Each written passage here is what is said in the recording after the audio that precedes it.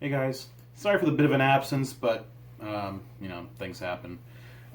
This is a request that I got a little while back when I was doing, you know, if you buy one of my albums, you can have a request of whatever video you want. And this person wanted a lesson on how to play "Give Me One Good Reason" by Blink-182 acoustically. Back in 2012. Or around 2012, when Tom was still in the band, they were doing some short little acoustic breaks in their set where Travis, or when they went over to Australia, Brooks was on just like a little snare drum, like a really, really tiny set, and they were just kind of like in the middle of the crowd, just jamming out to some songs that were pretty rare for them to play live, and this was one of them. So it's played a little different from the way that they do in the studio, and yeah, like I said, I mean, it's taken me a while to finally get around to this video, and I apologize for that, but I'm going to try and knock this out for you. So I'm in standard tuning, and most of the song is going to be played pretty similar to the way it's played with the capo on it, just shifted down a full step. There are some differences, but I'll go through it anyway. So this is the intro.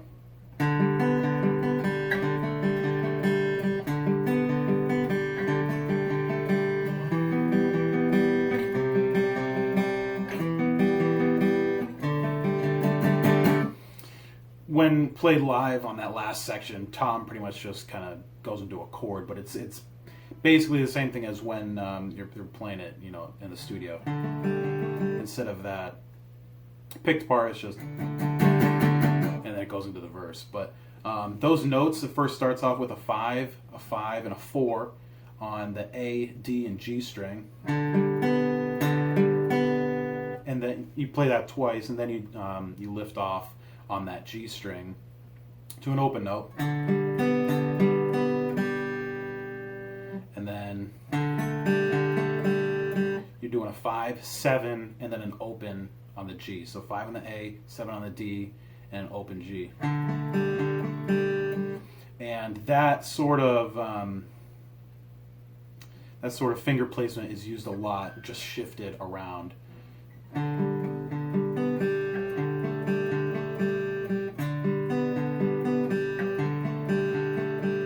So that's the first two parts, and then it slides up from the 5-7-0 to a 7-9-0. And then slides down to a 3-5-0, then back up to the 7-9-0, and then, like I said, you can either pick that last part, or like Tom does in this live video, just like that. So that's the intro. Then it goes into the verse, more or less, and it goes like this.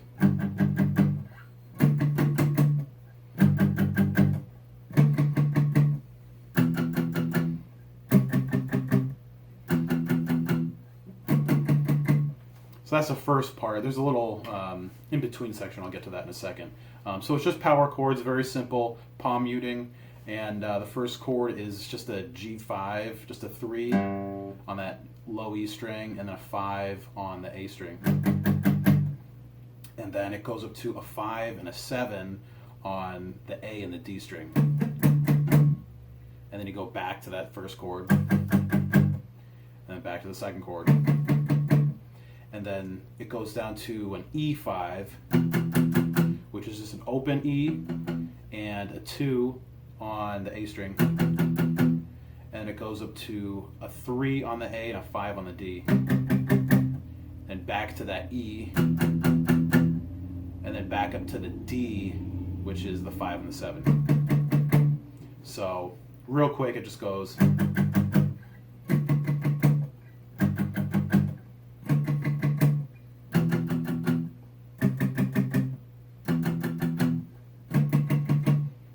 So after that, it kind of has like a little in-between part that goes like this.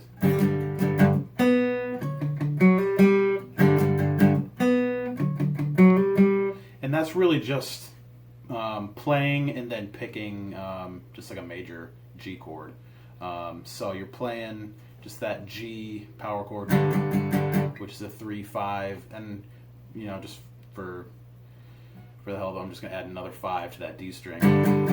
So 3-5-5, and then you're doing a 4 on the G string, and then you're picking the 5 on the A string, and then you're doing a hammer-on from the 4 to the 5 to or 4 to 5 on the D string.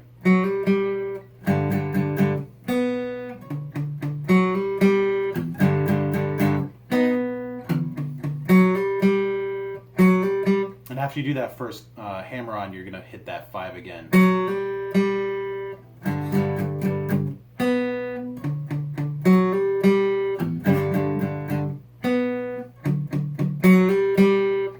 So from there, it goes into the chorus, and I've noticed, at least I'm pretty sure I noticed, Tom play it a couple different ways, which is common. You know, sometimes guitar players, especially when they're singing, they might play it one way one time and then play it slightly different another time. So he's playing more like cowboy chords early on, and then he kind of just switches up to a power chord version later in the song.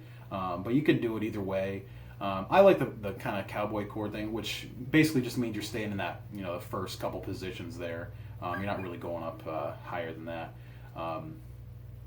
But it's pretty simple. It's a G, and then a B, then a D, and then you're going back to the G, to the B again, D, and then C. They're all not exactly those chords, but they're, you know, rooted with that. The way I like to play it is to leave my ring finger on the 3 on the B string the whole time and just change everything else. So for the first chord, I'll have my middle finger on the third fret of the on the E string, and then I'll actually be muting that second string, and then I'll be playing an open D and an open G, and then that 3 on the B. And then the second chord would be a 2 on the A string, an open D and an open G, and then that 3. And then for the D chord, it would just be an open D, a 2 on the G, and then a 3 on the B. And then for that last chord, the C, it would just be a 3 on the A string, and then muting the D string, and then an open G and a 3 again on the B. Yeah, you want to mute that third string. So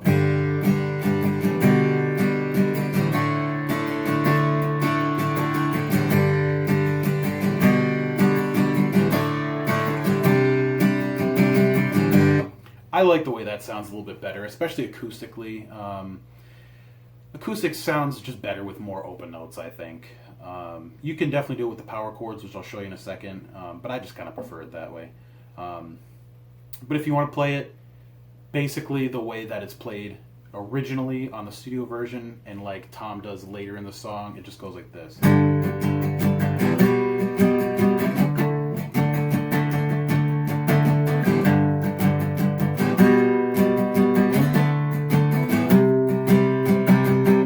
So those chords real quick are a G5, which is just a 3 on that low string, and then a 5 on the next string, and then a 2 on the A string, and a 5 on the D string, and then a 5 and a 7 on the A and the D, and then a 3 and a 5 on that second time around when it goes to that last chord on the A and the D.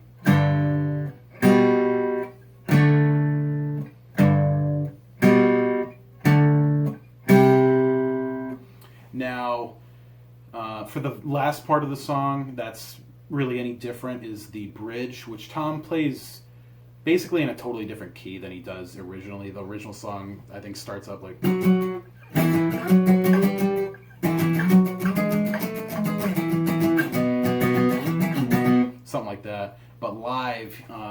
he's doing it like this.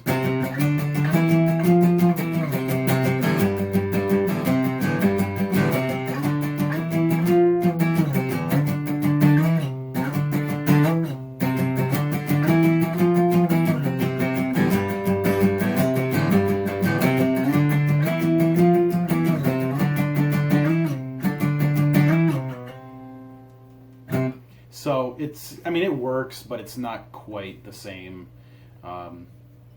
as before. So these are all octave chords, which means it's just two notes and they're octaves of each other. They're the same note technically. So the pattern for that is just whatever the root note is, which the first one starts on a 3 on the A string for that C note. And then you're muting that second string with, you know, either the rest of your index finger or, you know, another finger. And then you're doing a 5 on the G string, and those are the same note. Same note. So Tom does this a lot. It's basically just a broader way of just doing single note stuff. That sounds kind of boring, but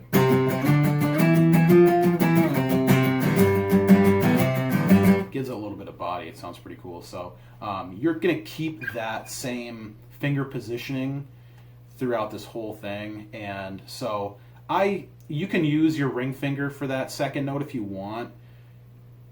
I've always just kind of gravitated towards using my my pinky finger for that, so I'll use my index finger and my pinky finger. And, you know, coincidentally, the ring finger actually just rests on that middle string, so it's helping mute that as well. So the first one's in the 3rd position, then you go into the 5th, and that's a 5 and a 7, and then you're going up to the 7, 9, and then the 8 and a 10, and then back down to the 7th, and then the 3rd.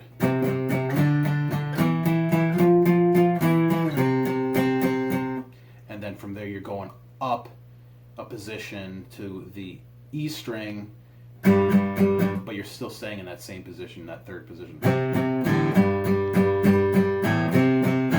And that can be kind of a quick transition, and I just kind of let some of those open notes hit real quick before it kind of lands on that second string. It sounds odd when you slow it down, but when you're playing it fast, you can't even really hear it. So, you know, in between that, it sounds odd, but that's basically what Tom does anyway. I wouldn't worry too much about hitting those notes in the middle, because doing, you know, that kind of switch really quick, just it's not really possible. I don't know, so I wouldn't worry about it. Especially, you know, if you're a beginner, you're trying to get to those strings pretty quickly, you know, it gives you a little bit of time to switch over. So after that it goes.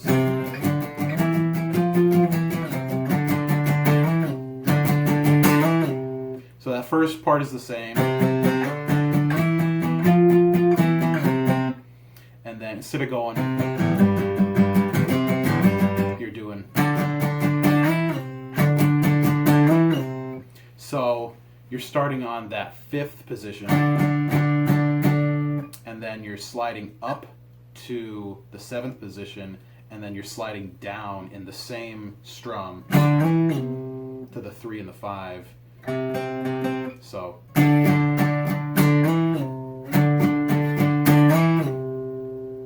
you got to be very deliberate. You got to be really really accurate with that to make it sound good.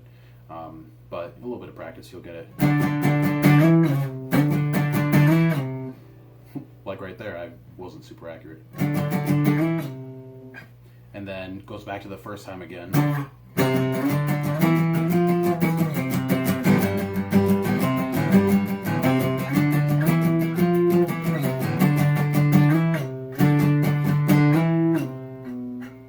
So that time, just for the end, it does that slide again.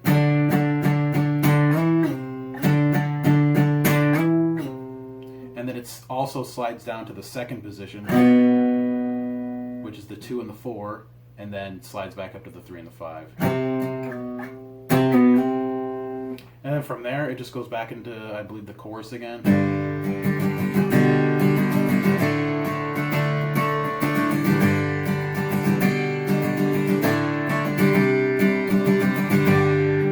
That's pretty much it. I hope I was helpful with this. I know I stumbled a little bit, but like I said, I do apologize for the wait. I do have a couple more of these requests to finish off. You know, like I said, I do apologize for the wait, but you know, I've had so many different things come up in the last couple months. But I definitely intend on finishing them and getting everybody squared away. So if you guys have any requests or suggestions or questions, anything like that, definitely let me know below, and I will do what I can to help everybody out. Thanks for watching. I'll see you guys later.